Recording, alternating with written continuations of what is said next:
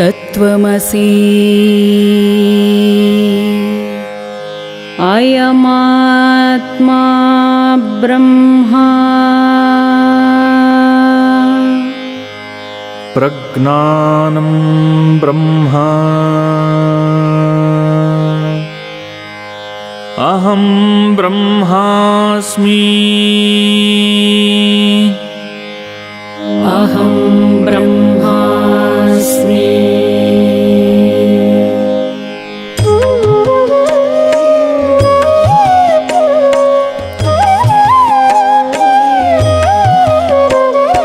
ಶಿರಬಾಗಿ ನಮಿಸುವೆನು ಶಂಕರ ಪದಾಂಬುಜಕ್ಕೆ ಪರಮಾತ್ಮನಿರವನ್ನು ತೋರಿದ ಯತಿಗೆ.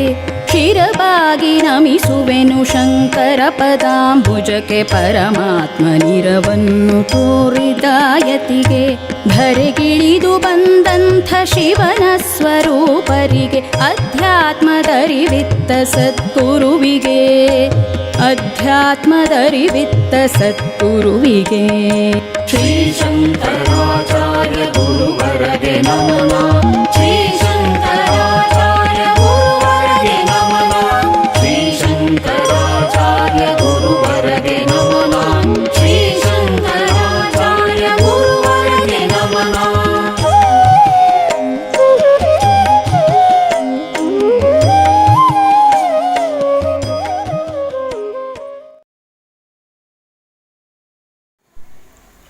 ಸಾಲಿಗ್ರಾಮ ಶ್ರೀಕಂಠಶಾಸ್ತ್ರಿ ವಿರಚಿತ ಶಂಕರ ವಿಜಯದ ಮುಂದಿನ ಭಾಗ ವಾಚನ ವ್ಯಾಖ್ಯಾನವನ್ನು ತಮ್ಮ ಮುಂದೆ ಈಗ ಪ್ರಸ್ತುತಪಡಿಸ್ತಾ ಇದ್ದೀವಿ.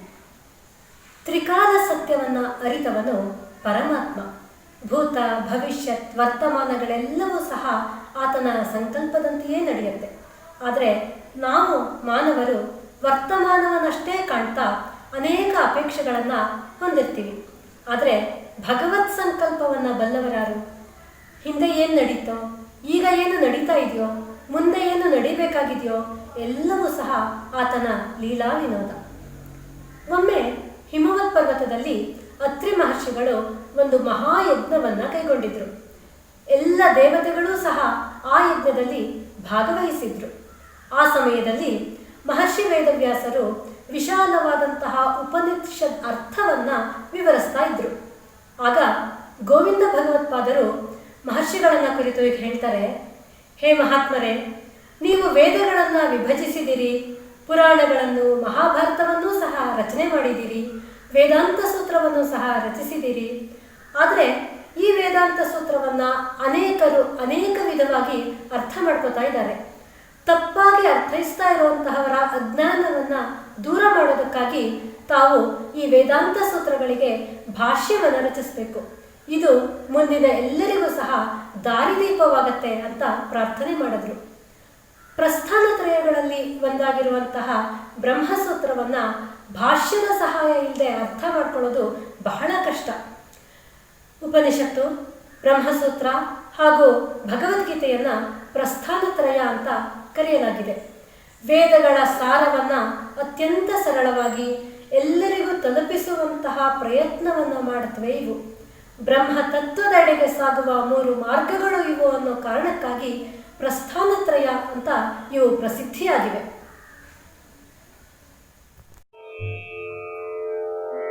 ಎಂದು ಬೇಡುತ್ತಿರೆ ಮುನಿಪತಿಯಂದು ನುಡಿದನು ಸೂತ್ರ ಭಾಷ್ಯವನು ಅಂದವೆನೆ ವಿರಚಿಸುವ ವಿಷಯವ ರಜತ ಶೈಲದಲ್ಲಿ ಇಂದು ಧರ ಸಭೆಯೊಳಗೆ ಪೇಳಿಹನು ಇಂದು ಸಂಭವೆ ಉಗ್ರ ಜಲವನು ಬಂಧಿಸುವಾಗ ವರಯತಿಯೋ ಭಾಷ್ಯವರಚಿಪನು ಎಂದೆನುತ ಇಂದು ಧರ ಪೇಳಿಹನು.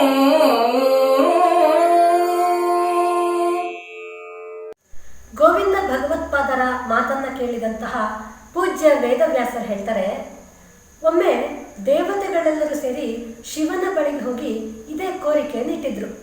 ಆಗ ಶಂಕರನು ಏನು ಹೇಳಿದ್ನೋ ಅದನ್ನು ನಾನು ಈಗ ನಿನಗೆ ತಿಳಿಸ್ತೀನಿ, ಮುಂದಾಗೋ ಭವಿಷ್ಯವನ್ನು ನಾನು ನಿನಗೆ ಹೇಳ್ತೀನಿ ಅಂತ ಗೋವಿಂದ ಭಗವತ್ಪಾದರಿಗೆ ಆಶ್ವಾಸನೆಯನ್ನು ಹೇಳ್ತಾ ಇದ್ದಾರೆ. ಮುಂದೆ ನಿನಗೊಬ್ಬ ಶ್ರೇಷ್ಠನಾದಂತಹ ಶಿಷ್ಯ ಸಿಗ್ತಾನೆ. ಆತ ಯಮುನಾ ನದಿಯ ಪ್ರವಾಹವೆಲ್ಲವನ್ನು ತನ್ನ ಕಮಂಡಲುವಿನಲ್ಲಿ ಹಿಡಿದಿಟ್ಟು ಬಿಡ್ತಾನೆ. ಆತನೇ ಈ ಬ್ರಹ್ಮಸೂತ್ರಗಳಿಗೆ ಭಾಷ್ಯವನ್ನು ರಚಿಸೋದು. ಆತನ ಗುರು ಅಂತ ನೀನು ಸಹ ಜಗತ್ತಿನಲ್ಲಿ ಪ್ರಸಿದ್ಧಿಯನ್ನು ಹೊಂದ್ತೀಯ. ಈ ರೀತಿ ನುಡಿದಂತಹ ವ್ಯಾಸರು ಆ ಯಜ್ಞ ಪರಿಸಮಾಪ್ತಿಯಾದ ನಂತರ ಹಿಮಾಲಯಕ್ಕೆ ತೆರಳಿದರು. ಅಂದು ವೇದವ್ಯಾಸರು ನುಡಿದ ಭವಿಷ್ಯವಾಣಿ ಇಂದು ನಿಜವಾಗಿದೆ. ಏಕೆಂದರೆ ಇದು ಭಗವತ್ ಸಂಕಲ್ಪ. ಬ್ರಹ್ಮಸೂತ್ರಕ್ಕೆ ಭಾಷ್ಯ ಬರೀಬೇಕಾದ್ರೆ ಅದು ಸಾಮಾನ್ಯ ಮನುಷ್ಯರಿಂದ ಸಾಧ್ಯವಿಲ್ಲದ್ದು. ಪರಮ ವೈರಾಗ್ಯಮೂರ್ತಿಯಾದಂತಹ ಪರಶಿವನ ಅಂಶಾವತಾರವಾದ ಶ್ರೀ ಶಂಕರರಿಂದ ಮಾತ್ರ ಇಂತಹ ಮಹತ್ ಕಾರ್ಯ ಆಗಬೇಕಾಗಿರೋದು. ಅದಕ್ಕೆ ಅಗತ್ಯವಾದಂತಹ ಪೂರ್ವರಂಗ ಈಗ ಸಿದ್ಧವಾಗ್ತಾ ಇದೆ. ಮಳೆಗಾಲದ ಸಮಯ, ಭಯಂಕರವಾದಂತಹ ಮಳೆ ಮತ್ತು ಬಿರುಗಾಳಿಯಿಂದ ಕೂಡಿರುವ ವಾತಾವರಣ. ಗುರು ಗೋವಿಂದ ಭಗವತ್ಪಾದರ ಆಶ್ರಮದಲ್ಲಿ ಸನ್ಯಾಸಿಗಳೆಲ್ಲರೂ ಸಹ ತಮ್ಮ ತಮ್ಮ ಸಾಧನೆಯಲ್ಲಿ ನಿರತರಾಗಿದ್ದಾರೆ. ಶ್ರೀ ಶಂಕರರೂ ಸಹ ನರ್ಮದಾ ನದಿಯ ದಡದಲ್ಲಿ ತಪೋಬದ್ಧರಾಗಿದ್ದಾರೆ. ಬಾಹ್ಯ ಪರಿವೆಯೇ ಇಲ್ಲದೆ ಸಮಾಧಿಸ್ಥರಾಗಿದ್ದಾರೆ. 5 ದಿನಗಳ ಕಾಲ ಎಡೆ ಬಿಡದೆ ಘೋರ ಮಳೆಯನ್ನು ಸುರಿಸ್ತಾ ಇದ್ದಾನೆ ಆ ಇಂದ್ರದೇವ. ನರ್ಮದಾ ನದಿ ಉಕ್ಕಿ ಹರಿತಾ ಇದೆ. ಆ ಪ್ರವಾಹಕ್ಕೆ ಸಿಲುಕಿ ಗಿಡ ಮರಗಳು, ನದಿ ಪಾತ್ರದ ಹಳ್ಳಿಗಳೆಲ್ಲವೂ ಸಹ ಕೊಚ್ಚಿ ಹೋಗ್ತಾ ಇದೆ. ಜನರ ಆಕ್ರಂದನ, ಹಾಹಾಕಾರ ಶಂಕರರ ಕಿವಿಗೆ ಬಿತ್ತು. ಕಣ್ತೆರೆದು ನೋಡಿದ್ರು, ಸುತ್ತಲೂ ಪ್ರವಾಹ. ಗುರುಗಳ ಕಡೆ ನೋಡ್ತಾರೆ, ಅವರು ಸಹ ಸಮಾಧಿ ಸ್ಥಿತಿಯಲ್ಲಿದ್ದಾರೆ. ಒಂದು ಕ್ಷಣ ಪರಿಸ್ಥಿತಿಯನ್ನು ಅವಲೋಕನ ಮಾಡಿದಂತಹ ಶಂಕರರು ತಮ್ಮ ಮುಂದಿನ ಕಾರ್ಯವನ್ನು ನಿರ್ಧಾರ ಮಾಡಿದ್ರು.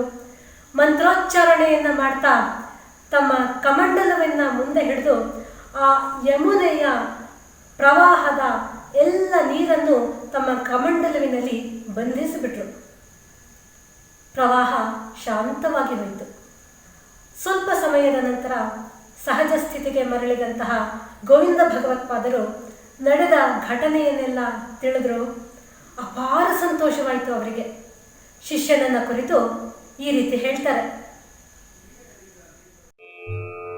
ಸ್ವರ ಪರಾಶರ ಸುತನು ನುಡಿದಂತೆ ಊರು ನದಿಯ ನಮ್ಮದೆಯ ಜಲವನು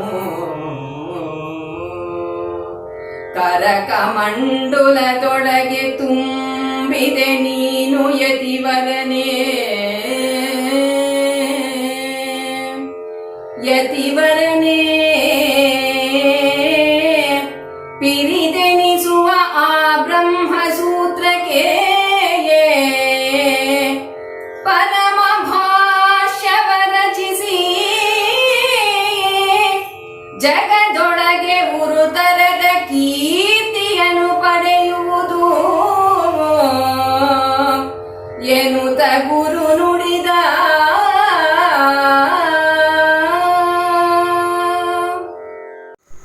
ಅಂದು ವ್ಯಾಸರು ಏನು ಹೇಳಿದ್ರೋ ಅದು ಇಂದು ಸತ್ಯವಾಗಿದೆ. ನರ್ಮದೆಯ ಇಂತಹ ಪ್ರವಾಹವನ್ನು ತಡೆದು ನೀನು ಆ ಜಲವೆಲ್ಲವನ್ನು ನಿನ್ನ ಕಮಂಡಲುವಿನಲ್ಲಿ ಹಿಡಿದಿಟ್ಟಿದೀಯ. ಯತಿ ಶ್ರೇಷ್ಠನಾಗಿರುವೆ ನೀನು.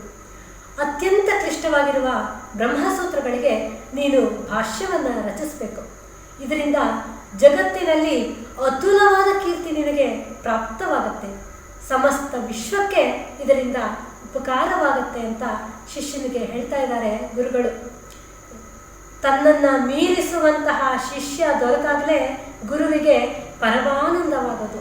ಅದಕ್ಕಾಗಿಯೇ ಶಿಷ್ಯಾದಿಚ್ಛೆ ಪರಾಜಯಂ ಅನ್ನುವಂತಹ ಮಾತು ಪ್ರಸಿದ್ಧಿಯಾಗಿದೆ. ಮುಂದೆ ತನ್ನ ಶಿಷ್ಯ ಏನು ಮಾಡಬೇಕು ಅದನ್ನೂ ಸಹ ಹೇಳ್ತಾರೆ ಗುರುಗಳು. ನೀನೀಗ ವಾರಣಾಸಿಗೆ ತೆರಳಬೇಕು ಅಂತ ಶಂಕರರ ಮುಂದಿನ ನಡೆಯನ್ನು ನಿರ್ಧಾರ ಮಾಡುತ್ತಾರೆ ಗುರುಗಳು. ವರುಣ ಮತ್ತು ಅಸಿ ನದಿಗಳ ದಡದಲ್ಲಿರೋದ್ರಿಂದ ಈ ನಗರಕ್ಕೆ ವಾರಣಾಸಿ ಅನ್ನುವಂತಹ ಹೆಸರು ಬಂದಿದೆ. ಕಾಶಿಗೆ ನೀನು ಹೋಗು, ಅಲ್ಲಿ ನಿರ್ಮಲವಾದಂತಹ ಗಂಗಾ ನದಿಯಲ್ಲಿ ಸ್ನಾನ ಮಾಡು, ಗಿರಿಜಾಪತಿಯಾದಂತಹ ಆ ಶಂಕರನನ್ನು ಪೂಜಿಸು, ಅವನನ್ನು ಸ್ತುತಿಸಿ ಅವನ ಅನುಮತಿಯನ್ನು ಪಡೆದು ಆ ಬ್ರಹ್ಮಸೂತ್ರಗಳಿಗೆ ಭಾಷ್ಯವನ್ನು ರಚಿಸು ಅಂತ ಮಾರ್ಗದರ್ಶನವನ್ನು ಮಾಡಿದ್ರು. ಯಾವುದೇ ಬೃಹತ್ ಕಾರ್ಯ ಆ ಪರಮಾತ್ಮನ ಅನುಗ್ರಹವಿಲ್ಲದೆ, ಆತನ ಸಂಕಲ್ಪ ಇಲ್ಲದೆ ನಡೆಯೋದಕ್ಕೆ ಸಾಧ್ಯವೇ ಇಲ್ಲ. ಅದರಿಂದ ಮೊದಲು ನೀನು ಆ ಪರಶಿವನ ಅನುಗ್ರಹವನ್ನು ಪಡ್ಕೋ ಅಂತ ಹೇಳ್ತಾ ಇದ್ದಾರೆ ಗುರುಗಳು. ಮನ್ಮಥನನ್ನು ದಹಿಸಿ ವೈರಾಗ್ಯ ಮೂರ್ತಿ ಅನಿಸಿರುವಂತಹ ಆ ಶಂಕರನಂತೆಯೇ ನೀನೂ ಸಹ ಜಗದ್ವಿಖ್ಯಾತನಾಗುವಂತ ಹರಿಸಿದ್ರು ಪರಮಪೂಜ್ಯ ಗುರುಗಳು. ಎಂದು ಗುರು ಬೇಡಿದುದ ನಾನ್ ಆನಂದದಿಂದಾಲಿಸುತ್ತ ಶಂಕರ ಸಂದ ಭಯ ಭಕ್ತಿಯಲಿ ಗುರುವಿನ ಪಾದ ಪಂಕಜಕ್ಕೆ ವಂದಿಸುತ್ತ ಬೀಳ್ಕೊಂಡು ಮುನಿ ಜನ ವೃಂದವನು ಸಂತೈಸಿ ಬಳಿಕಲ್ಲಿಂದ ನಡೆದೈತರು ತಲಿದ್ದನು ಕಾಶಿಕಾಪುರಕ್ಕೆ.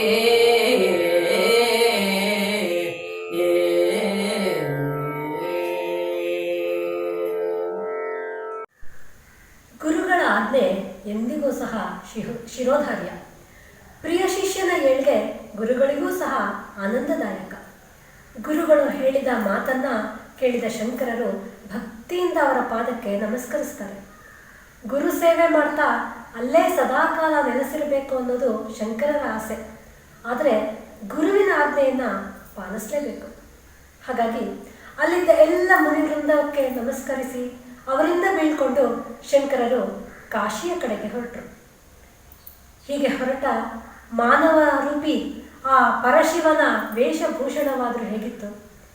ಕಾಷಾಯ ವಸ್ತ್ರವನ್ನು ಧರಿಸಿ ಹಣೆಯಲ್ಲಿ ಪವಿತ್ರವಾದಂತಹ ತ್ರಿಪುಂಡ್ರದಿಂದ ಶೋಭಿಸ್ತಾ ಕೈಯಲ್ಲಿ ದಂಡ ಕಮಂಡಲಗಳನ್ನು ಹಿಡಿದು ಮುಂದಡಿ ಇಡ್ತಾ ಇದ್ರೆ ಇವರ ತೇಜಸ್ಸನ್ನು ಕಂಡು ಜನರೆಲ್ಲರೂ ಆಶ್ಚರ್ಯಗೊಳ್ತಾ ಇದ್ದಾರೆ. ಪರಾಶರ ಮಹರ್ಷಿಗಳ ಪುತ್ರರಾದ ವೇದವ್ಯಾಸರ ಬಳಿಗೆ ಪ್ರೀತಿಯಿಂದ ಬರ್ತಾ ಇರುವಂತಹ ಅವರ ಪುತ್ರನಾದ ಶುಕ ಮಹರ್ಷಿಯೋ ಎಂಬಂತೆ ಇವರ ದಿವ್ಯ ತೇಜಸ್ಸು ಕಂಡು ಬರ್ತಾ ಇತ್ತು. ಇಂತಹ ತೇಜಸ್ವಿ ಯತಿವೇಷದಲ್ಲಿರುವ ನವತರುಣ ಯಾರಿರಬಹುದು ಅಂತ ಜನರೆಲ್ಲರೂ ವಿಸ್ಮಯದಿಂದ ನೋಡ್ತಾ ಇದ್ದಾರೆ ಈ ಸನ್ಯಾಸಿಯನ್ನ. ಭೀತಿ ಹೋತ್ರಾಂಬಕನು ಮಾರ್ಗದೊಡೈತರುತ ಬಹುವಿಧದ ವೃಕ್ಷವ್ರಾತಗಳ ಗಿರಿಗಳನ್ನು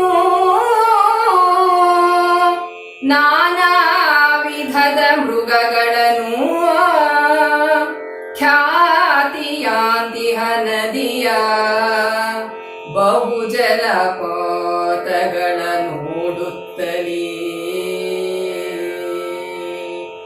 ಅತಿ ಸಂಪ್ರೀತಿಯಿಂದ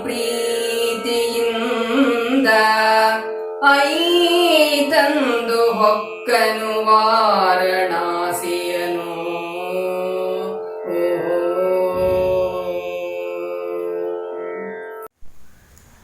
ಕಾಲ್ನಡಿಗೆಯ ಪ್ರಯಾಣ, ಪ್ರಕೃತಿ ಸೌಂದರ್ಯವನ್ನ ಆಸ್ವಾದನೆ ಮಾಡ್ತಾ ಮುಂದೆ ಬರ್ತಾ ಇದ್ದಾರೆ ಶಂಕರರು.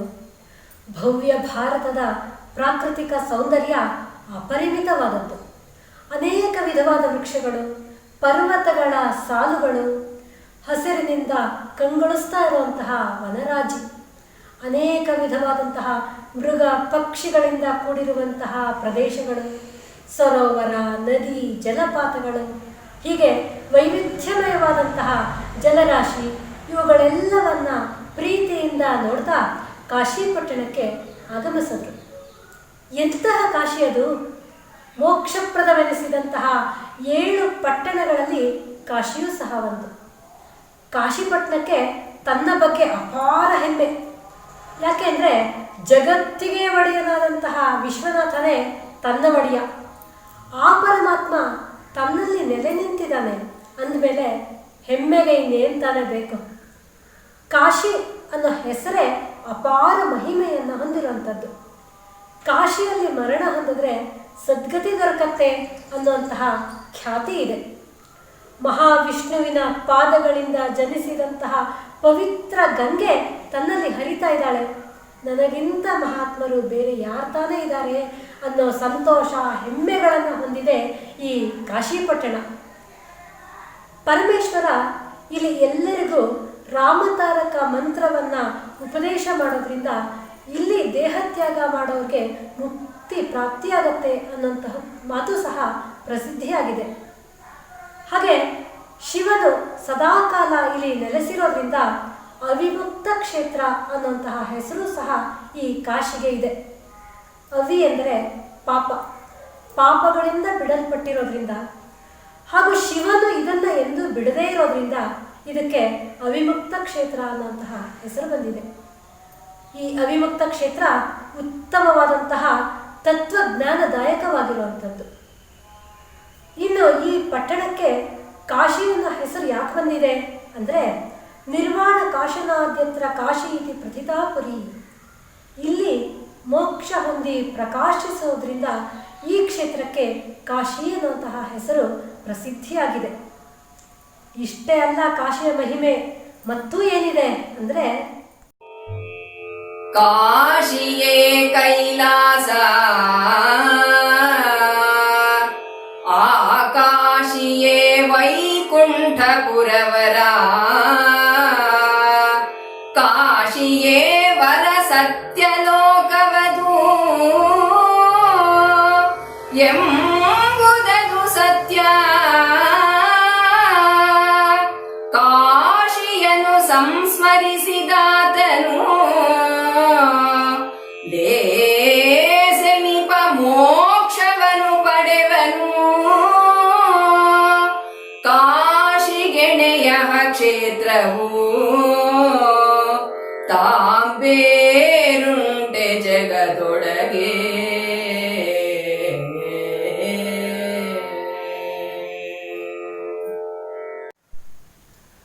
ಕೈಲಾಸ, ವೈಕುಂಠ, ಸತ್ಯಲೋಕಗಳು ಎಲ್ಲಿವೆ ಅಂತ ನಾವು ಹುಡುಕ್ಲೇಬೇಕಾಗಿಲ್ಲ. ಕಾಶಿಯೇ ಕೈಲಾಸ, ಕಾಶಿಯೇ ವೈಕುಂಠ, ಕಾಶಿಯೇ ಸತ್ಯಲೋಕ. ಕಾಶಿ ಅಂತ ಭಕ್ತಿ ಭಾವದಿಂದ ಸ್ಮರಣೆ ಮಾಡಿದ್ರೂ ಸಾಕು ಮೋಕ್ಷ ಪ್ರಾಪ್ತಿಯಾಗುತ್ತೆ. ಇಂತಹ ಕಾಶಿಗೆ ಸರಿಸಮವಾದ ಕ್ಷೇತ್ರ ಯಾವುದಾದ್ರೂ ಇದೆಯಾ ಈ ಜಗತ್ತಿನಲ್ಲಿ? ಲಿಂಗ ಪುರಾಣದಲ್ಲಿ ಈ ಕಾಶಿಯ ಮಹಿಮೆಯನ್ನು ವರ್ಣಿಸಿದ್ದಾರೆ. ಹಿಂದೆ ಪರಶಿವ ಪಾರ್ವತಿಯನ್ನು ವಿವಾಹವಾಗಿ ತನ್ನ ಪತ್ನಿ ಹಾಗೂ ಗಣಾಧಿಪತಿಗಳ ಜೊತೆಗೆ ಹಿಮವತ್ ಪರ್ವತದ ಶಿಖರದಿಂದ ಕಾಶಿಗೆ ಬಂದು ಅಲ್ಲಿ ವಿಶ್ವೇಶ್ವರ ಲಿಂಗ ರೂಪದಲ್ಲಿ ತನ್ನ ಸ್ವರೂಪವನ್ನು ತೋರಿಸ್ತಾನೆ. ಇಲ್ಲಿ ತನ್ನ ಪ್ರಿಯವಾದ ಮನೋಹರವಾದ ಉದ್ಯಾನವನ್ನು ಪಾರ್ವತಿಗೆ ತೋರಿಸ್ತಾನೆ ಪರಮಾತ್ಮ. ಅನೇಕ ಗಿಡ ಬಳ್ಳಿ ವೃಕ್ಷಗಳಿಂದ ಕೂಡಿರುವಂತಹ ನಾನಾ ವಿಧವಾದಂತಹ ಸುಗಂಧಭರಿತ ಹೂವುಗಳಿಂದ ವಿಧ ವಿಧವಾದಂತಹ ಹಣ್ಣುಗಳಿಂದ ಶೋಭಿಸ್ತಾ ಇರುವಂತಹ ಪಕ್ಷಿಗಳ ಇಂಪಾದ ಕಲರವದಿಂದ ಕೂಡಿರುವಂತಹ ಆ ಅದ್ಭುತ ಉದ್ಯಾನವನವನ್ನು ಕಂಡು ಹರ್ಷಗೊಂಡಂತಹ ಪಾರ್ವತಿ ಈ ಕ್ಷೇತ್ರದ ಮಹಿಮೆಯನ್ನೂ ತಿಳಿಸ್ಬೇಕು ಅಂತ ಕೇಳ್ಕೊತಾಳೆ. ಆಗ ಶಿವ ವರ್ಣಿಸ್ತಾನೆ, ಈ ಕಾಶಿ ಕ್ಷೇತ್ರ ಅತ್ಯಂತ ರಹಸ್ಯವು, ಎಲ್ಲ ಪ್ರಾಣಿಗಳಿಗೂ ಮೋಕ್ಷವನ್ನೂ ಕೊಡುವ ಸ್ಥಳವೂ ಸಹ ಆಗಿದೆ. ಇಲ್ಲಿ ಅನೇಕ ಸಿದ್ಧ ಪುರುಷರು ನನ್ನ ಲೋಕವನ್ನು ಪಡಿಬೇಕು ಅಂತ ನಾನಾ ವ್ರತಗಳನ್ನು ಆಚರಣೆ ಮಾಡ್ತಾ ಇದ್ದಾರೆ. ನನಗೆ ಇಲ್ಲಿ ನೆಲೆಸೋದಕ್ಕೆ ತುಂಬ ಪ್ರೀತಿ ಇದೆ. ಇಲ್ಲಿ ಮನುಷ್ಯರು ನನ್ನಲ್ಲೇ ಮನಸ್ಸನ್ನು ಇಟ್ಟು ತಮ್ಮೆಲ್ಲ ಕರ್ಮಗಳನ್ನು ನನಗೆ ಅರ್ಪಿಸ್ತಾ ಯಾರು ಭಕ್ತಿ ಭಾವದಿಂದ ನನಗೆ ಶರಣಾಗ್ತಾರೋ ಅಂತಹ ಭಕ್ತರಿಗೆ ಮೋಕ್ಷ ಪ್ರಾಪ್ತಿ ಅತ್ಯಂತ ಸುಲಭ. ಇಲ್ಲಿ ಮಾನವನು ಯಾವ ರೀತಿಯಿಂದ ಮರಣ ಹೊಂದಿದ್ರೂ ಅವನಿಗೆ ಮುಕ್ತಿ ನಿಶ್ಚಯವಾದದ್ದು. ಶ್ರೇಷ್ಠ ವಿದ್ವಾಂಸರೂ ಸಹ ಈ ತೀರ್ಥಕ್ಷೇತ್ರದ ರಹಸ್ಯವನ್ನು ತಿಳ್ಕೊಳ್ಳೋದಕ್ಕೆ ಸಾಧ್ಯವಿಲ್ಲ. ಪರಾಶರ ಮಹರ್ಷಿಗಳ ಪುತ್ರನಾದಂತಹ ವೇದವ್ಯಾಸ ಮಹರ್ಷಿಯು ವೇದಗಳ ಅರ್ಥವನ್ನು ನಿರ್ಧರಿಸಿ ವ್ಯವಸ್ಥೆ ಮಾಡೋದಕ್ಕಾಗಿ ಮತ್ತು ವೇದಾಂತ ಶಾಸ್ತ್ರದ ಪ್ರಚಾರವನ್ನು ಮುಂದುವರಿಸೋದಕ್ಕಾಗಿ ಜನ್ಮ ತಾಳಿದ್ದಾನೆ. ಆತ ನನ್ನ ಮಹಾಭಕ್ತ. ಆತನು ಸಹ ಇಲ್ಲಿಯೇ ನನ್ನ ಸೇವೆಯನ್ನು ಮಾಡ್ತಾ ಆನಂದದಿಂದ ನೆಲೆಸಿದ್ದಾನೆ. ಇಲ್ಲಿ ಅನೇಕ ದೇವತೆಗಳಿಂದ ಪ್ರತಿಷ್ಠಾಪಿಸಲ್ಪಟ್ಟಂತಹ ಅನೇಕ ಶಿವಲಿಂಗಗಳಿವೆ. ಎಲ್ಲವೂ ಸಹ ಮುಕ್ತಿಪ್ರದವಾದದ್ದು. ಇಂತಹ ಪವಿತ್ರವಾದಂತಹ ಕಾಶಿ, ಈ ಪಟ್ಟಣವನ್ನು ಪ್ರವೇಶ ಮಾಡ್ತಾ ಇದ್ದ ಹಾಗೆ ಗಂಗಾ ನದಿಯನ್ನು ಕಂಡರು ಶ್ರೀ ಶಂಕರರು. ಇಂತಹ ಪವಿತ್ರ ನದಿ ಅದು. ಬಳಲಿ ಬಂದವರಿಗೆಲ್ಲ ವಿಶ್ರಾಂತಿ ಸುಖವನ್ನು ನೀಡುತ್ತೆ. ತಂಪಾದ ಗಂಗೆಯನ್ನು ಕಂಡೊಡನೆ ಭಕ್ತರ ಮನಸ್ಸು ಪ್ರಶಾಂತವಾಗಿ ಆನಂದಭರಿತವಾಗುತ್ತೆ. ಅಲೆಗಳ ನಿನಾದದೊಡನೆ ಸಂತೋಷವಾಗಿ ಚಿಮ್ಮುತ್ತಾ ಎಲ್ಲರಿಗೂ ಆನಂದವನ್ನು ಉಂಟು ಮಾಡ್ತಾ, ಶುಭವನ್ನು ಉಂಟು ಮಾಡ್ತಾ, ತಾನು ನಿರಂತರವಾಗಿ ಹರಿತಾ ಸಾಗರದೆಡೆಗೆ ಸಾಗುವ ಈ ಗಂಗೆಯ ಮಹಿಮೆಯನ್ನು ಎಷ್ಟು ಅಂತ ವರ್ಣಿಸೋದು. ಗಂಗೆಯು ಅಂತರಿಕ್ಷದಲ್ಲಿ ದೇವತೆಗಳನ್ನು, ಭೂಮಿಯಲ್ಲಿ ಮಾನವರನ್ನು, ಪಾತಾಳದಲ್ಲಿ ಸರ್ಪಗಳನ್ನು ಉದ್ಧಾರ ಮಾಡೋದ್ರಿಂದ ಹಾಗೂ ಸುರಲೋಕ, ಭೂಲೋಕ, ಪಾತಾಳ ಲೋಕದಲ್ಲಿ ಹರಿಯೋದ್ರಿಂದ ತ್ರಿಪಥೆ ಎಂಬಂತಹ ಹೆಸರು ಈ ಗಂಗೆಗಿದೆ. ಈಕೆಯ ಮತ್ತಷ್ಟು ಅದ್ಭುತವಾದಂತಹ ವರ್ಣನೆ ಹೇಗಿದೆ ಅಂದರೆ, ಸಗರ ಕಂದರ ಶಿರದೊಳಿದ್ದ ಆ ಸಗರ ವಂಶೋದ್ಭವನ ಪಾಲಿಸೆ, ಸಗರ ಪುತ್ರರ ಭಸ್ಮ ರಾಶಿಯ ಬೆರೆದು ಸಾಗರವ ಪುಗುತ್ತಲಿದ್ದರು. ಪಾನಗೈದಡೆ ಸೊಗಯಿಸುವ ಸುದೆಯ ಹೆನು ತಾನು ಎಂಬ ಒಗುಮಿಗೆಯ ಹರ್ಷದಲ್ಲಿಯೇ ಮೊರೆಯುತ್ತಿದ್ದಳ್ ಆ ಗಂಗೆಗೆ.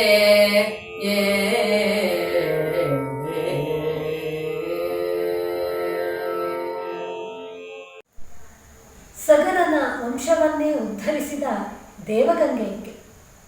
ಸೂರ್ಯವಂಶದ ಒಬ್ಬ ಪ್ರಸಿದ್ಧ ದೊರೆ ಸಗರ. ಈತನ ತಂದೆ ಬಾಹುಕ. ಸಗರನ ತಾಯಿಯಾದಂತಹ ಯಾದವಿ ಗರ್ಭಿಣಿಯಾಗಿರುವಾಗ ಆಕೆಯ ಸವತಿ ಯಾದವಿಗೆ ವಿಷವನ್ನು ಕೊಡ್ತಾಳೆ. ಆ ವಿಷದೊಡನೆ ಈ ಮಗು ಜನಿಸಿದ್ರಿಂದ ಈತನಿಗೆ ಸಗರ ಅನ್ನೋಂತಹ ಹೆಸರಾಗತ್ತೆ. ಈ ಸಗರ ಚಕ್ರವರ್ತಿ ಭಾರ್ಗವ ಮುನಿಯಿಂದ ಸಮಸ್ತ ವೇದಶಾಸ್ತ್ರಗಳನ್ನು ಕಲ್ತಿದ್ದ. ಈತನಿಗೆ ಕೇಶಿನಿ ಮತ್ತು ಸುಮತಿ ಅನ್ನುವಂತಹ ಇಬ್ಬರು ಪತ್ನಿಯರು. ಕೇಶಿನಿಗೆ ಅಸಮಂಜ ಅನ್ನುವಂತಹ ಒಬ್ಬ ಪುತ್ರ ಹಾಗೂ ಸುಮತಿಗೆ 60,000 ಮಕ್ಕಳು ಜನಿಸಿದ್ರು. ಸಗರ ಚಕ್ರವರ್ತಿ 99 ಅಶ್ವಮೇಧ ಯಾಗವನ್ನು ಪೂರೈಸಿ 100ನೇ ಯಾಗವನ್ನು ಕೈಗೊಂಡಿದ್ದಾನೆ. ಆಗ ಇಂದ್ರ ಆ ಯಜ್ಞಾಶ್ವವನ್ನು ಅಪಹರಿಸಿ ಪಾತಾಳಕ್ಕೆ ತಗೊಂಡೋಗಿ ಅಲ್ಲಿ ತಪಸ್ ಮಾಡ್ತಾ ಇದ್ದಂತಹ ಕಪಿಲ ಮಹರ್ಷಿಗಳ ಹತ್ರ ಅದನ್ನು ಕಟ್ಟಾಕಿ ಬಂದ್ಬಿಡ್ತಾನೆ. ಸಗರನ 60,000 ಪುತ್ರರು ಆ ಯಜ್ಞಾಶ್ವವನ್ನು ಹುಡುಕೊಂಡು ಹೊರಡ್ತಾರೆ. ಭೂಮಿಯ ಎಲ್ಲೆಡೆ ಹುಡುಕಿದ್ರೂ ಅದು ಸಿಗೋದಿಲ್ಲ. ಕಡೆಗೆ ಪಾತಾಳಕ್ಕೆ ಬರ್ತಾರೆ. ಅಲ್ಲಿ ತಮ್ಮ ಅಶ್ವವೂ ಇತ್ತು. ಹಾಗೆ ತಪೋಮಗ್ನರಾದಂತಹ ಋಷಿಗಳನ್ನು ಸಹ ಕಂಡರು. ಈ ಋಷಿ ತಮ್ಮ ಅಶ್ವವನ್ನು ಅಪಹರಿಸಿದವರು ಅಂತ ಭಾವಿಸಿ ಅವರನ್ನು ನಿಂದಿಸೋದಕ್ಕೆ ಪ್ರಾರಂಭ ಮಾಡಿದಾಗ ತಪೋಭಂಗವಾದಂತಹ ಋಷಿ ಕ್ರೋಧದಿಂದ ಕಣ್ತೆರೆದು ನೋಡ್ತಾರೆ. ತಕ್ಷಣವೇ ಆ 60,000 ಮಕ್ಕಳು ಸಹ ಸುಟ್ಟು ಭಸ್ಮವಾಗಿ ಹೋಗ್ತಾರೆ. ಈ ಕೊರಗನಲ್ಲೇ ಸಗರ ಚಕ್ರವರ್ತಿಯೂ ಸಹ ಮರಣ ಹೊಂದುತ್ತಾನೆ. ಮುಂದೆ ಸಗರ ಚಕ್ರವರ್ತಿಯ ಮೊಮ್ಮಗನಾದಂತಹ ಅಂಶುಮಂತನ ಮೊಮ್ಮಗನಾಗಿ ಜನಿಸ್ತಾನೆ ಭಗೀರಥ. ಈತನಿಗೆ ಸದಾಕಾಲ ಒಂದೇ ಚಿಂತೆ, ಹೇಗಾದರೂ ಮಾಡಿ ತನ್ನ ಪಿತೃಗಳಿಗೆ ಸದ್ಗತಿಯನ್ನು ದೊರಕಿಸಬೇಕು. ಅದಕ್ಕಾಗಿ ಬಹಳ ಕಾಲ ಕಠೋರವಾದಂತಹ ತಪಸ್ಸನ್ನು ಆಚರಿಸಿ ಬ್ರಹ್ಮದೇವನನ್ನು ಒಲಿಸ್ಕೊತಾನೆ. ಆ ಬ್ರಹ್ಮದೇವನ ಸೂಚನೆಯಂತೆ ಗಂಗಾದೇವಿಯನ್ನು ಪ್ರಾರ್ಥಿಸ್ತಾನೆ. ಇವನ ಪ್ರಾರ್ಥನೆಗೆ ಒಲಿದ ಗಂಗೆ ತಳೆ, ನಾನೇನು ನಿನ್ನ ಪ್ರಾರ್ಥನೆಯಂತೆ ಬರೋದಕ್ಕೆ ಸಿದ್ಧ, ಆದರೆ ನನ್ನ ರಭಸವನ್ನು ತಡೆಯೋರು ಯಾರಿದ್ದಾರೆ ಅಂತ ಕೇಳಿದಾಗ ಭಗೀರಥ ಪುನಃ ಶಿವನನ್ನ ಕುರಿತು ತಪಸ್ಸು ಮಾಡ್ತಾನೆ. ಭಗೀರಥನ ಘೋರವಾದಂತಹ ತಪಸ್ಸಿಗೆ ಒಲಿದ ಶಿವ ಗಂಗೆಯನ್ನ ತನ್ನ ಜಟೆಯಲ್ಲಿ ಧರಿಸ್ತಾನೆ, ತನ್ನ ಜಟೆಯಲ್ಲಿ ಬಂಧಿಸಿ ಬಿಡ್ತಾನೆ ಗಂಗೆಯನ್ನ. ಪುನಃ ಭಗೀರಥ ಶಿವನನ್ನ ಪ್ರಾರ್ಥನೆ ಮಾಡಿದಾಗ ಕರುಣೆಯಿಂದ ತನ್ನ ಜಟೆಯಿಂದ ಆಕೆಯನ್ನ ಕೆಳಗೆ ಬಿಡ್ತಾನೆ. ಭಗೀರಥನ ಹಿಂದೆ ಹಿಂದೆ ಸಾಕ್ತಾ ಬಂದಂತಹ ಗಂಗೆ ಪಾತಾಳವನ್ನು ಪ್ರವೇಶ ಮಾಡ್ತಾಳೆ. ಪಾತಾಳದಲ್ಲಿ ರಭಸದಿಂದ ಹರಿದಾಗ ಆ ಬೃಹತ್ತಾದಂತಹ ಭಸ್ಮ ರಾಶಿ ಗಂಗೆಯಲ್ಲಿ ಕರಗಿ ಸಗರನ ಪುತ್ರರಿಗೆ ಸದ್ಗತಿ ಪ್ರಾಪ್ತವಾಗುತ್ತೆ. ಛಲ ಬಿಡದ ಅಂತಹ ಭಗೀರಥ ತನ್ನ ಜೀವನವನ್ನು ಸಾರ್ಥಕಪಡಿಸ್ಕೊಂಡಂತಹ ಘಟನೆ ಇದು. ಹಾಗಾಗಿ ಇಂದಿಗೂ ಸಹ ಭಗೀರಥ ಪ್ರಯತ್ನ ಅನ್ನುವಂತಹ ಮಾತು ಚಾಲ್ತಿಯಲ್ಲಿದೆ. ಇನ್ನು ಗಂಗಾಪಾನ ಮಾಡಿದ್ರೆ ಅಮೃತಪಾನವೇ ಮಾಡಿದಂತೆ. ಇಂತಹ ಹಿರಿಮೆ ತನ್ನದು ಅನ್ನೋ ಸಂತೋಷದಿಂದ ಹರಿತಾ ಇದ್ದಾಳೆ ಆ ಪರಮಪಾವನಿ ಗಂಗೆ ಕಾಶಿ ಕ್ಷೇತ್ರದಲ್ಲಿ. ಮಹಾವಿಷ್ಣುವಿನ ಪಾದೋದ್ಭವಳು ಈ ಪವಿತ್ರ ಗಂಗೆ. ಹರದ ಜಟೆಯಲ್ಲಿ ನೆನೆಸಿದಂಥವಳು, ಬ್ರಹ್ಮದೇವನ ಕಮಂಡಲುವಿನಲ್ಲಿ ಹುದುಗಿರುವವಳು ಈ ಪುಣ್ಯ ಪಾವನವೇ ಆದಂತಹ ಗಂಗೆ. ತ್ರಿಮೂರ್ತಿಗಳ ಸಂಪರ್ಕವೇ ತನಗಿರೋದು. ಈ ಜಗತ್ತಿನಲ್ಲಿ ತನಗೆ ಸರಿಸಾಟಿ ಯಾರಿದ್ದಾರೆ ಅನ್ನುವಂತಹ ಆನಂದದಿಂದ ನರ್ತಿಸ್ತಾ ನಿರಂತರವಾಗಿ ಹರಿತಾ ಇದ್ದಾಳೆ ಆ ದೇವಗಂಗೆ. ತಾನಧೋ ಮಾರ್ಗದಲ್ಲಿ ಚರಿಸುತ್ತಲೀ ಆನತರಿಗೆ ಊರ್ಧ್ವ ಪ್ರಲೋಕವ ಸಾನುನಯದಿಂದಿತ್ತು ವಿಷಮಯಳಾಗಿ ತಾನಿರುತ್ತ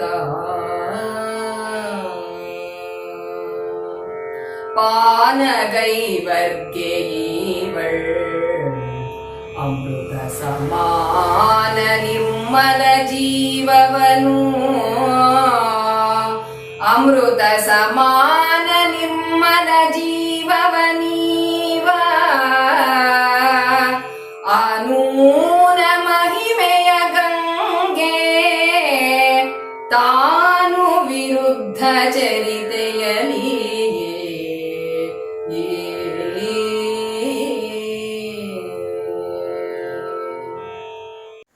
ನೀರಿನ ಗುಣ ಅಧೋಮುಖವಾಗಿ ಹರಿಯೋದು, ತಗ್ಗಿನತ್ತ ಹರಿಯೋದು. ಹಾಗೆ ಗಂಗೆಯು ಅಧೋಮುಖವಾಗಿ ಸಂಚರಿಸ್ತಾ ಇದ್ರು ತನ್ನ ಬಳಿ ಬಂದವರಿಗೆ, ತನ್ನಲ್ಲಿ ಸ್ನಾನ ಮಾಡಿ ಪಾವನರಾದವರಿಗೆ ಊರ್ಧ್ವಗತಿಯನ್ನ ನೀಡ್ತಾ ಇದ್ದಾಳೆ.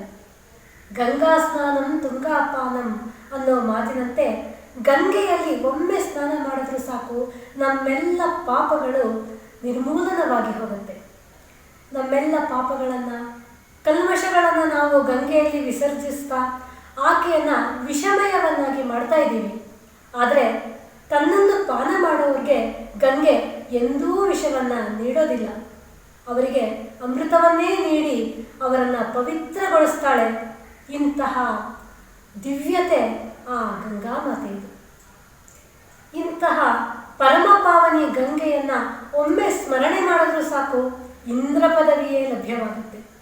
ತನ್ನನ್ನು ಭಕ್ತಿಯಿಂದ ಸ್ತುತಿಸೋರಿಗೆ ಪ್ರೀತಿಯಿಂದ ಬ್ರಹ್ಮ ಪದವಿಯನ್ನೇ ಅನುಗ್ರಹಿಸ್ತಾಳೆ ಈಕೆಯನ್ನು ಧ್ಯಾನಿಸೋರಿಗೆ ವಿಷ್ಣು ಪದವಿಯೂ ಅತಿ ಸುಲಭವಾಗಿ ದೊರಕತ್ತೆ. ಗಂಗಾಪಾನ ಮಾಡಿದವ್ರಿಗೆ ಮುಕ್ತಿಯೇ ದೊರಕುತ್ತೆ ಅಂತ ಅಂದಮೇಲೆ ಇನ್ನೆಂತಹ ಮಹಿಮಾನ್ವಿತಳು ಈ ಜಾಹ್ನವಿ. ಗಂಗೆಯ ಮತ್ತೊಂದು ಪ್ರಸಿದ್ಧ ಹೆಸರು ಜಾಹ್ನವಿ. ಭಗೀರಥನ ತಪಸ್ಸಿಗೆ ಒಲಿದು ಗಂಗೆ ಭೂಲೋಕದಲ್ಲಿ ಆತನ ಹಿಂದೆ ಸಂಚರಿಸ್ತಾ ಬರ್ತಾ ಇರುವಾಗ ಮಾರ್ಗದಲ್ಲಿ ಜಹ್ನು ಮಹರ್ಷಿಗಳ ಆಶ್ರಮ ಸಿಗತ್ತೆ. ಗಂಗೆ ತನ್ನ ರಭಸದಿಂದ ಆ ಮಹರ್ಷಿಗಳ ಆಶ್ರಮವನ್ನು ಕೊಚ್ಚಿ ಹಾಕ್ತಾಳೆ. ಕ್ರೋಧಗೊಂಡಂತಹ ಜಹ್ನು ಮಹರ್ಷಿಗಳು ಏಕಾಪೋಷಣೆಯಲ್ಲಿ ಸಮಸ್ತ ಗಂಗೆಯನ್ನು ಪಾನ ಮಾಡಿಬಿಡ್ತಾರೆ. ಪುನಃ ಭಗೀರಥ ಅವರನ್ನು ಪ್ರಾರ್ಥಿಸಿದಾಗ ಆತನ ಪ್ರಾರ್ಥನೆಗೆ ಒಲಿದು ತನ್ನ ಕಿವಿಯಿಂದ ಗಂಗೆಯನ್ನು ಹೊರಗೆ ಬಿಡ್ತಾರೆ. ಜಹ್ನು ಮಹರ್ಷಿಗಳ ಪುತ್ರಿಯಾಗಿ ಪುನಃ ಧರೆಗಿಳಿದ ಗಂಗೆಗೆ ಜಾಹ್ನವಿ ಅನ್ನೋ ಹೆಸರಾಯಿತು. ಹಿಮಾಲಯದ ಔಷಧಿ ಸಸ್ಯಗಳ ಮೂಲಕ ಹರಿಯೋದ್ರಿಂದ ಗಂಗೆಯಲ್ಲಿ ಅನೇಕ ಔಷಧೀಯ ಗುಣಗಳು ಸಹ ಇವೆ. ಗಂಗಾ ಥಾಲಿಯನ್ನು ಪ್ರತಿ ಮನೆಯಲ್ಲೂ ಇಟ್ಕೊಂಡು ಪೂಜೆ ಮಾಡುವಂತಹ ಸಂಸ್ಕೃತಿ ನಮ್ಮದು. ಗಂಗೆಯ ಜಲ ಎಂದೂ ಸಹ ಕೆಡೋದಿಲ್ಲ. ಹರಿಯುವ ನೀರಿಗೂ ಸಹ ದೇವತಾ ಸ್ಥಾನವನ್ನು ಕಲ್ಪಿಸಿ ಪೂಜಿಸುವಂತಹ ಭವ್ಯ ಸಂಸ್ಕೃತಿ ನಮ್ಮ ಭಾರತ ದೇಶದ ಹಿರಿಮೆ. ನಿತ್ಯ ಪೂಜೆ ಅಥವಾ ವಿಶೇಷ ಧಾರ್ಮಿಕ ವಿಧಿಗಳನ್ನು ಆಚರಿಸುವಾಗ ನಾವು ಬಳಸುವ ನೀರಿನ ಬಗ್ಗೆ ನಮಗೆಂಥ ಪೂಜ್ಯ ಭಾವನೆ ಇದೆ. ಗಂಗೆ ಚ ಯಮುನೆ ಚೈವ ಗೋದಾವರಿ ಸರಸ್ವತಿ ನರ್ಮದೆ ಸಿಂಧು ಕಾವೇರಿ ಜಲೇಸ್ಮಿನ್ ಸನ್ನಿಧಿಂ ಕುರು ಅಂತ ಪ್ರಾರ್ಥನೆ ಮಾಡ್ತೀವಿ. ಮೊದಲ ಸ್ಥಾನ ನೀಡಿರೋದೇ ಗಂಗಾ ಮಾತೆಗೆ. ಇಂತಹ ಪರಮ ಪಾವನಿ ಗಂಗೆಯನ್ನು ನೋಡ್ತಾ ಇಂತೆ ಸೇವ ಗಂಗೆಯನ್ನು ಕಂಡು ಅತಿ ಸಂತಸವ ತಾಡುತ್ತಾ ಮನದೊಳು ಕಂತುಹರನ ಅವಗಾಹನವ ವಿಸ್ತರಿಸಿ ಭಕ್ತಿಯಲಿ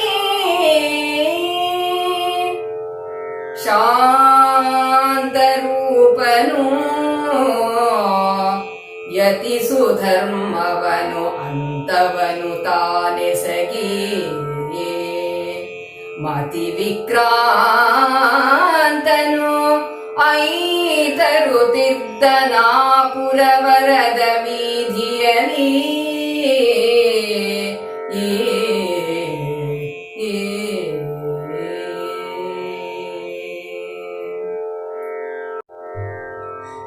ಖಂಡ ಶಶಿಶೇಖರನು ಬರುತ್ತಾ ಉತ್ತಂಡ ಕಾಶೀಪುರದೆ ಕಂಡನು ಅಖಂಡ ಮಹಿಮಾನ್ವಿತನ ದಿವಿಜೋದ್ದಂಡ ದುಂಡೆಯನು ಕಂಡವರ ಬಹುವಿಘ್ನ ಜಾಲವ ಖಂಡಿಸುವ ಮಹಿಮನನು ಕಂಡನು ಬಳಿಕಲಿ ಅಖಂಡ ಸಂಭ್ರಮದಿಂದ ಗಮಿಸಿದನು ಅವನ ಬೀಳ್ಕೊಂಡು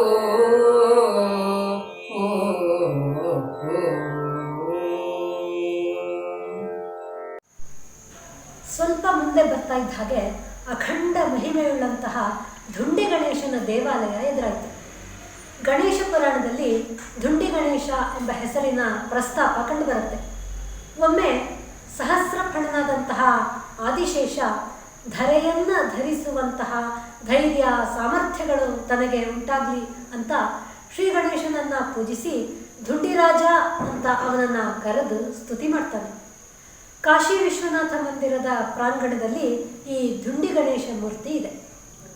ಎಂತಹ ವಿಘ್ನಗಳೇ ಎದುರಾದರೂ ಅವೆಲ್ಲವನ್ನ ನಿರ್ಮೂಲನ ಮಾಡುವಂತಹ ಸಾಮರ್ಥ್ಯವನ್ನು ಹೊಂದಿರುವನು ಈ ಗಣೇಶ. ಅಂತಹ ಮಹಿಮಾತಿಶಯವುಳ್ಳಂತಹ ಗಣೇಶನನ್ನು ಅತ್ಯಂತ ಸಂತೋಷದಿಂದ ಪೂಜಿಸಿದಂತಹ ಯತಿವರೇಣ್ಯರು ಅಲ್ಲಿಂದ ಮುಂದೆ ಹೊರಟರು. ಪುರಾಣ ಪ್ರಸಿದ್ಧ ಕಾಶಿ ಕ್ಷೇತ್ರದಲ್ಲಿ ಹೆಜ್ಜೆ ಹೆಜ್ಜೆಗೂ ದೇವಾಲಯಗಳು. ಪದ್ಮಪುರಾಣದಲ್ಲಿ ಕಾಶಿಯ ಮಹಿಮೆಯನ್ನು ಕುರಿತು ಈ ರೀತಿ ವರ್ಣನೆ ಇದೆ.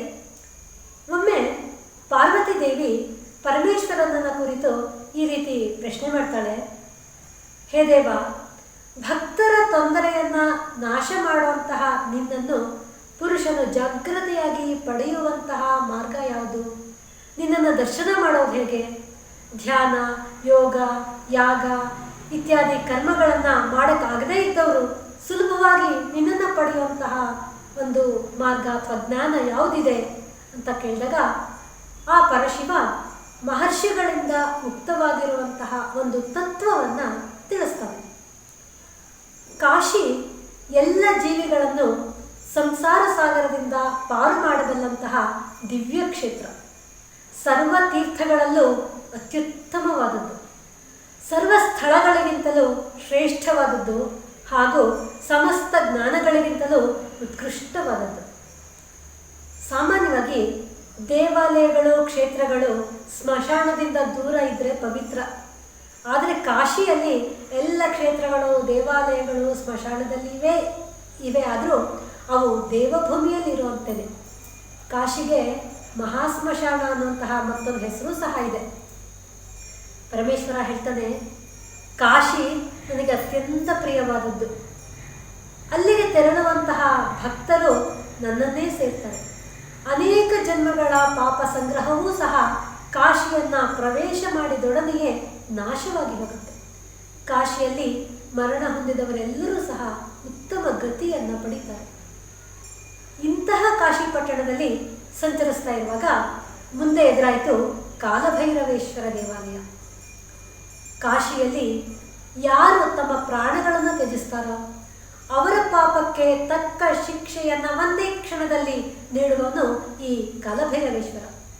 ಭಕ್ತರ ಮೇಲಿನ ಕರುಣೆಯಿಂದ ಶಿವನ ಸಾನ್ನಿಧ್ಯವನ್ನೇ ಕರುಣಿಸುವಂತಹ ಮಹಿಮೆಯುಳ್ಳವನು ಈ ಕಾಲಭೈರವ. ಈ ಕಾಲಭೈರವ ದೇವಾಲಯದ ಬಗ್ಗೆ ಪುರಾಣದ ಒಂದು ಉಲ್ಲೇಖ ಹೀಗಿದೆ.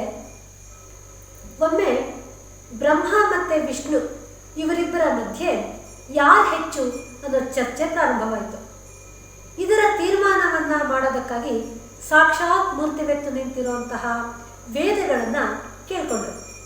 ಆಗ ಆ ವೇದಗಳು ಯಾರೊಳಗೆ ಈ ಸಮಸ್ತ ಜಗತ್ತು ನೆಲೆಸಿದೆಯೋ, ಯಾರನ್ನ ಕುರಿತು ಯೋಗಿಗಳು ಸದಾ ಧ್ಯಾನ ಮಾಡ್ತಾ ಇದ್ದಾರೋ ಅಂತಹ ಪರಶಿವನೇ ಮೋಕ್ಷ ಸ್ವರೂಪನಾದಂತಹ ಪರಬ್ರಹ್ಮ ಎಂದವು. ಇದನ್ನು ಕೇಳಿದ ಬ್ರಹ್ಮ ವಿಷ್ಣು ಇಬ್ಬರೂ ಸಹ ಕೋಪದಿಂದ ಶಿವನನ್ನು ನಿಂದನೆ ಮಾಡೋದಕ್ಕೆ ಪ್ರಾರಂಭ ಮಾಡಿದರು. ಆಗ ಅವರಿಬ್ಬರ ಮಧ್ಯೆ ಮಹಾಜ್ಯೋತಿಯೊಂದು ಆವಿರ್ಭವಿಸಿತು. ಅದರ ಮಧ್ಯದಲ್ಲಿ ಅದ್ಭುತವಾದಂತಹ ಒಂದು ಪುರುಷಾಕಾರ ಗೋಚರವಾಯಿತು. ಆ ಆಕೃತಿಯನ್ನು ಕಂಡು ಬ್ರಹ್ಮನ 5ನೇ ತಲೆ ಕೋಪದಿಂದ ಕಂಪಿಸಕ್ಕೆ ಪ್ರಾರಂಭ ಮಾಡಿತು. ಕ್ರೋಧಗೊಂಡ ಶಿವ ಕಾಲಭೈರವನನ್ನು ಸೃಷ್ಟಿಸಿ ಬ್ರಹ್ಮನ ಆ 5ನೇ ತಲೆಯನ್ನು ಛೇದಿಸೋದಕ್ಕೆ ತಿಳಿಸ್ತಾನೆ. ಕಾಲಭೈರವ ತನ್ನ ಎಡಗೈ ಬೆರಳ ಉಗುರಿನಿಂದಲೇ ಆ ಬ್ರಹ್ಮನ ತಲೆಯನ್ನು ಕತ್ತರಿಸ್ಬಿಟ್ಟ. ಆದರೆ ಆ ತಲೆ ಕಾಲಭೈರವನ ಹಸ್ತಕ್ಕೆ ಅಂಟ್ಕೊಂಡ್ಬಿಡ್ತು. ಬ್ರಹ್ಮಹತ್ಯಾ ದೋಷವೂ ಸಹ ಇವನಿಗೆ ತಗಲ್ತು. ಆಗ ಶಿವನು ಈ ಬ್ರಹ್ಮಹತ್ಯಾ ದೋಷದಿಂದ ಪರಿಹಾರ ಪಡೆಯೋದಕ್ಕಾಗಿ ಎಲ್ಲ ತೀರ್ಥಕ್ಷೇತ್ರಗಳನ್ನು ಸಂದರ್ಶಿಸುವಂತೆ ತಿಳಿಸ್ತಾನೆ. ಕಾಶಿ ಕ್ಷೇತ್ರವನ್ನು ತಲುಪಿದಾಗ ನಿನಗೆ ಮುಕ್ತಿ ಎಂದು ಸೂಚಿಸಿದ. ಅದರಂತೆ ಕಾಲಭೈರವ ಅನೇಕ ಪುಣ್ಯಕ್ಷೇತ್ರಗಳನ್ನು ಸಂದರ್ಶಿಸಿ ಕಾಶಿಗೆ ಬಂದ ಕೂಡಲೇ ಆ ಬ್ರಹ್ಮ ಕಪಾಲ ಕೆಳಗೆ ಬಿದ್ದುಬಿಡ್ತು. ಕಪಾಲ ಮೋಚನ ತೀರ್ಥ ಅಂತ ಆ ಸ್ಥಳ ಪ್ರಸಿದ್ಧಿಯಾಗಿದೆ. ಆಗ ಶಿವ ತನ್ನ ಭಕ್ತರ ಪಾಪಗಳನ್ನು ಪರಿಹಾರ ಮಾಡೋದಕ್ಕಾಗಿ ಸದಾಕಾಲ ನೀನು ಈ ಕಾಶಿಯಲ್ಲೇ ನೆಲೆಸಿರಬೇಕು ಅಂತ ಕಾಲಭೈರವನಿಗೆ ಸೂಚನೆ ಮಾಡ್ತಾನೆ. ಇಂತಹ ಕಾಲಭೈರವನ ದೇವಾಲಯಕ್ಕೆ ತೆರಳಿ ಆತನಿಗೆ ವಂದಿಸಿದರು ಯತಿಶ್ರೇಷ್ಠರಾದಂತಹ ಶ್ರೀ ಶಂಕರರು. ಅದನು ಕೊಕ್ಕೋ ಅಲ್ಲಿಂದ ತೆರಳುತ್ತಾ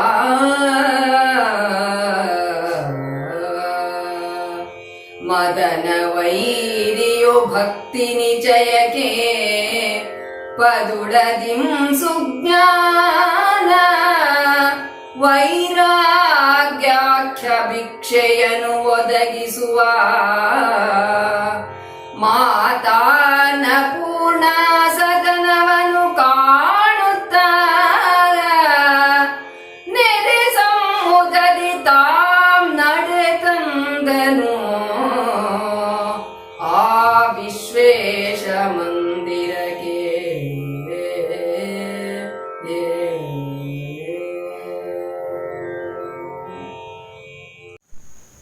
ಅಲ್ಲಿಂದ ಮುಂದೆ ಹೊರಟು ತಾಯಿ ಅನ್ನಪೂರ್ಣೇಶ್ವರಿಯ ಮಂದಿರಕ್ಕೆ ಬಂದರು.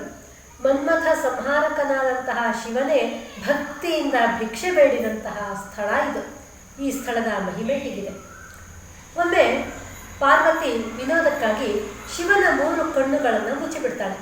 ಕೂಡಲೇ ಸಮಸ್ತ ಜಗತ್ತು ಅಂಧಕಾರಮಯವಾಗುತ್ತೆ. ಗೌರಿ ತನ್ನ ಶ್ವೇತ ವರ್ಣವನ್ನು ಕಳ್ಕೊಂಡು ಕಪ್ಪು ವರ್ಣವನ್ನು ಹೊಂದ್ತಾಳೆ.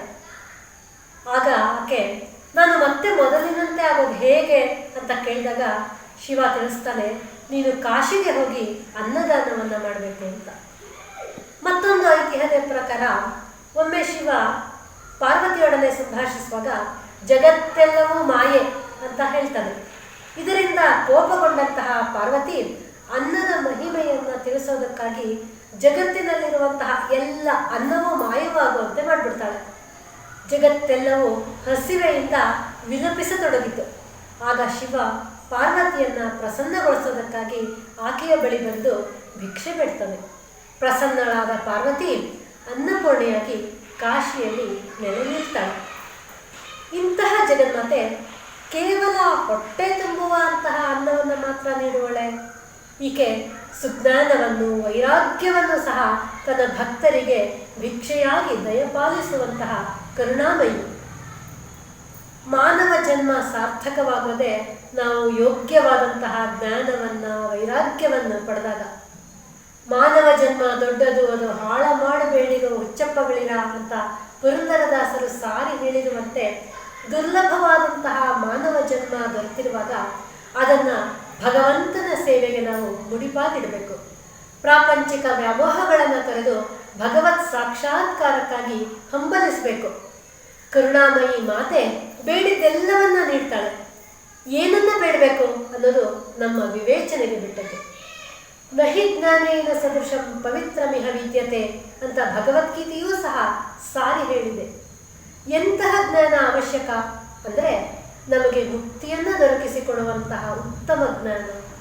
ಅದೊಂದೇ ನಮ್ಮನ್ನು ಭವಬಂಧನದಿಂದ ಪಾರು ಮಾಡಬಲ್ಲಂಥದ್ದು. ಅದಕ್ಕಾಗಿಯೇ ಶ್ರೀ ಶಂಕರ ಭಗವತ್ಪಾದರು ಜ್ಞಾನ ವೈರಾಗ್ಯ ಸಿದ್ಧ್ಯರ್ಥಂ ಭಿಕ್ಷಾಂದೇಹಿ ಚ ಪಾರ್ವತಿ ಅಂತ ಆಕೆಯನ್ನು ಸ್ತುತಿಸಿ ಮಾನವ ಕುಲಕ್ಕೆ ಉತ್ತಮವಾದಂತಹ ಮಾರ್ಗದರ್ಶನವನ್ನು ಹಾಕಿಕೊಟ್ಟಿದ್ದಾರೆ. ಬೇಡಿದವರಿಗೆ ಅವರು ಬಯಸುವಂತಹ ಭಿಕ್ಷೆಯನ್ನು ನೀಡುವ ಮಾತೆ ಅನ್ನಪೂರ್ಣೆಯ ದರ್ಶನದಿಂದ ಸಂತೋಷ ಹೊಂದಿ ಆಕೆಗೆ ವಂದಿಸಿ ಅಲ್ಲಿಂದ ಮುಂದೆ ವಿಶ್ವೇಶ್ವರನ ಮಂದಿರದ ಕಡೆಗೆ ತೆರಳಿದ್ರು ಯತಿಶ್ರೇಷ್ಠರು. ಬಂದು ದೇವಾಲಯಕ್ಕೆ ಯತಿವರ ಬಂಧುರದ ಭಕ್ತಿಯಲ್ಲಿ ನಮಿಸುತ್ತಲೇ ಇಂದುಧರನನು ನುತಿಸಿ ಪೂಜಿಸಿ ಬಹುಳ ನಿಯಮದಲ್ಲಿ ವಂದಿತಾಖಿಲ ದೇವ ದಾನವ ವೃಂದ ಶುದ್ಧ ಸ್ಫಟಿಕ ವಿಗ್ರಹ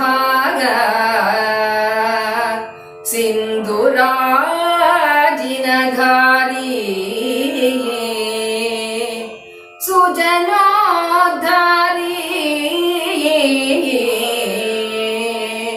ರಕ್ಷಿಪುದು.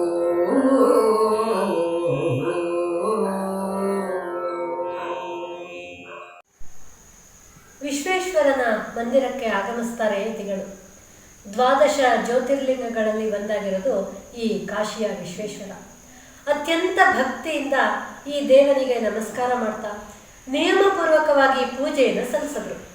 ಸಮಸ್ತ ದೇವ ದಾನವರೂ ಪೂಜಿಸುವಂತಹ ಪರಮೇಶ್ವರ ಈತ. ಸ್ಫಟಿಕದಂತಹ ಶುಭ್ರ ಶರೀರ, ಮೃಗಚರ್ಮವನ್ನು ಧರಿಸಿರುವಂತಾನೆ, ಸಜ್ಜನರನ್ನು ಸರ್ವದಾ ರಕ್ಷಿಸ್ತಾ ಇರುವಂತಹ ಪರಮಾತ್ಮ. ಭಕ್ತಿಯಿಂದ ಆ ದೇವನನ್ನು ಪ್ರಾರ್ಥಿಸ್ತಾ ರಕ್ಷಿಸು ಪರಮೇಶ್ವರ ಅಂತ ಬೇಡರು. ಪದ್ಮಪುರಾಣದಲ್ಲಿ ಕಾಶಿಯ ಮಹಿಮೆಯನ್ನು ಈ ರೀತಿ ಹೇಳಲಾಗಿದೆ. ಕಾಶಿಗಿಂತ ಉತ್ತಮವಾದ ಕ್ಷೇತ್ರ ಹಿಂದೆ ಇರಲಿಲ್ಲ, ಮುಂದೆ ಇರೋದಿಲ್ಲ. ಯಾಕೆಂದರೆ ಅಲ್ಲಿ ಮಹಾವಿಷ್ಣು ಬಿಂದು ಮಾಧವ ಸ್ವರೂಪದಿಂದಲೂ ಪರಮೇಶ್ವರನು ವಿಶ್ವನಾಥ ಸ್ವರೂಪದಿಂದಲೂ ನೆಲೆಸಿದ್ದಾರೆ.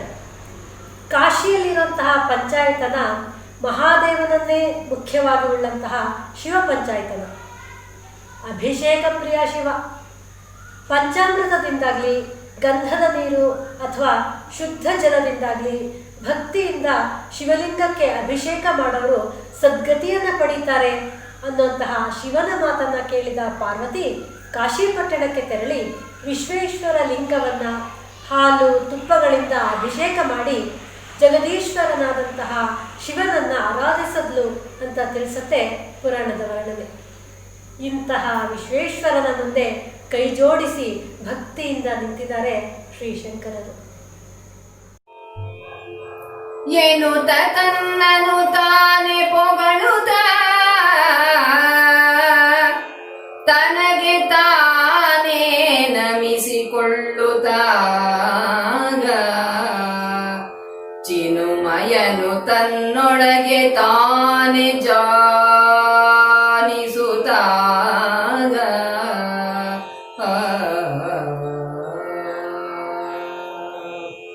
ಘನ ಮಹಿಮನು ಅದ್ವೈತ ತತ್ವವ ವಿನಯದಿಂ ಭಾವಿಸುತ್ತಾಗ ವರಸಜ್ಜನನುತ ಶ್ರೀಕಂಠ ನಿರ್ಧನು ವಾರಣಾಸಿಯನೇ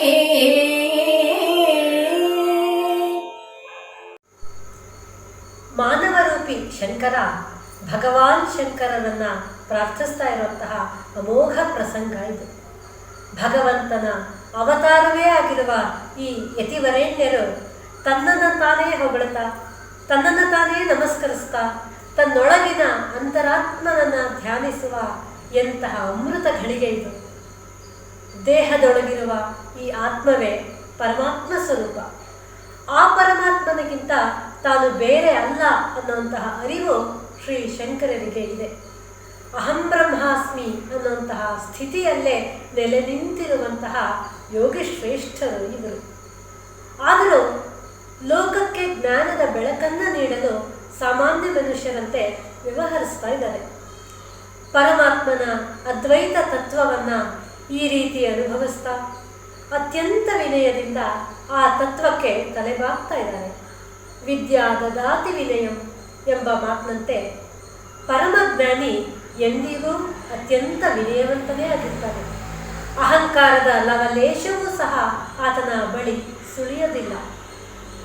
ಅವತಾರ ಪುರುಷನೇ ಆದಮೇಲೆ ಲೋಕಕ್ಕೆ ಆತ ಉತ್ತಮ ಮಾರ್ಗದರ್ಶಕನೇ ಆಗಿರ್ತಾನೆ.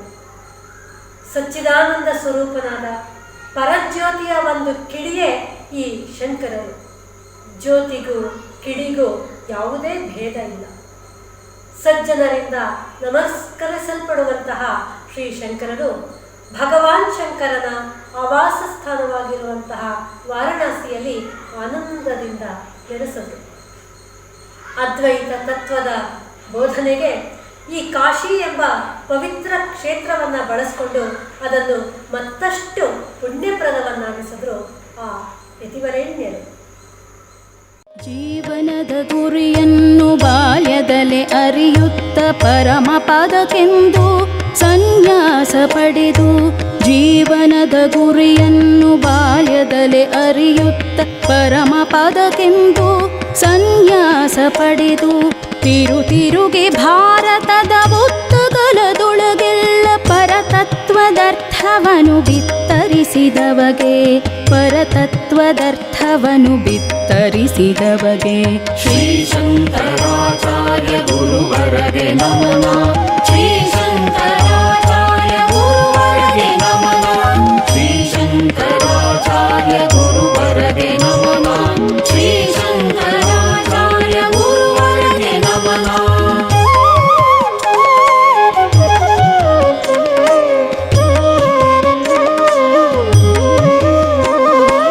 ಅನುಭವಿಯು ನೀ ನಡೆದ ಹಾದಿಯೊಳಗಡಿ ಇಡುವ ಮನವೆನಗೆ ಕೊಡಿರೆನುತ ಬೇಡುವೆನು ಗುರುವೇ. ಅನುಭವಿಯು ನೀ ನಡೆದ ಹಾದಿಯೊಳಗಡಿ ಇಡುವ ಮನವೆನಗೆ ಕೊಡಿರೆನುತ ಬೇಡುವೆನು ಗುರುವೇ.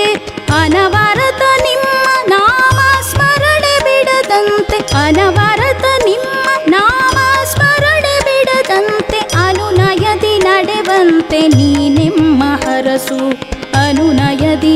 ಭಗವಂತೆ ನೀನೆಮ್ಮ ಹರಸು. ಶ್ರೀ ಶಂಕರಾಚಾರ್ಯ ಗುರುವರಗೆ ನಮನ.